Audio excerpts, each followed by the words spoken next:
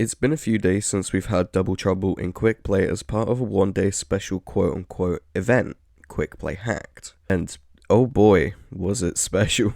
If you missed it, it was basically no limits from arcade, but with some limits. Only players of the same role could pick the same heroes, so you couldn't have a Winston 5-stack.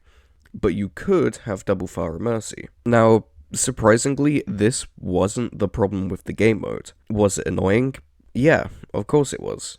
But was it a problem? No. In this video, I'm gonna explain exactly why Quickplay Hacked doesn't work in general, not just why it didn't work in Double Trouble specifically, because even quicker play was not really the best. I'll get into that in a sec, but first I'm going to ask you to subscribe and leave a like on this video, as I want to continue making Overwatch 2 related content that's not only entertaining, but educational too. Also, we finally reached 500 subs, which is absolutely crazy to me, so thank you all for supporting me and watching my silly little videos. I'm cooking something up to celebrate, so keep your eyes peeled for a full announcement in one of my future videos. For now, however, I can give you a sneak peek at one of the things. I'm super excited for this to come out, but for now, let's get back to the video. So as I mentioned before, the problems with Quickplay Hacked aren't with the specific changes in the gameplay like quicker play and Double Trouble. I'd say that these gimmicks are actually pretty interesting and could be fun, but it's wasted in quick play, and that's the problem. It's in quick play, which means casual players are forced to play in arcade mode and comp players don't have their warm-up matches. The good thing was that Double Trouble only lasted a single day, but quicker play was an entire weekend. So I guess the dev team kinda learned, but Double Trouble was in rotation on a weekday when the player count was at its lowest. The good thing about quicker play being over the span of a weekend is that lots of people were playing because they weren't at work or school or anything like that. Some people might have gone out at the weekend, but the majority of Overwatch players don't go outside unless they absolutely have to. When I first played Double Trouble the other day, the queue times were weird. Admittedly, I played the morning after it went live because I was busy when it actually first came out. So player numbers were quite low because it was like 8 AM on a Tuesday. So I'll take that into consideration, but usually at that time on that day, queue times are pretty normal. You know, like 1 minute to get into a game as support. But I kid you not, I had to queue for a solid 5 minutes as support because it was that hard to find a match. Now normally this would be fine because it's to be expected. Queue times go up and down constantly, and it is kind of annoying, but when it's a mode that ultimately you're just going to be dicking about in, it's extra annoying. This might seem kind of petty, and admittedly, it kind of is, but that doesn't necessarily mean I'm wrong. Now, how could the team make Quickplay Hacked better?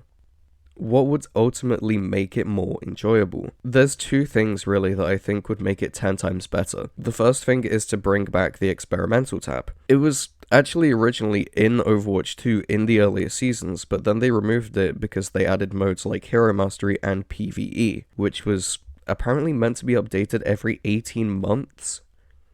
That mode is so dead. I feel sorry for the people that had high hopes for it. In the original Overwatch, experimental mode was for, well, exactly what it says on the tin. Experimental changes to game modes, like balance changes that are yet to be put in place or a new set of rules, just like quicker play and Double Trouble. I think Blizzard ultimately scrapped this mode because they were scared that no one would play it.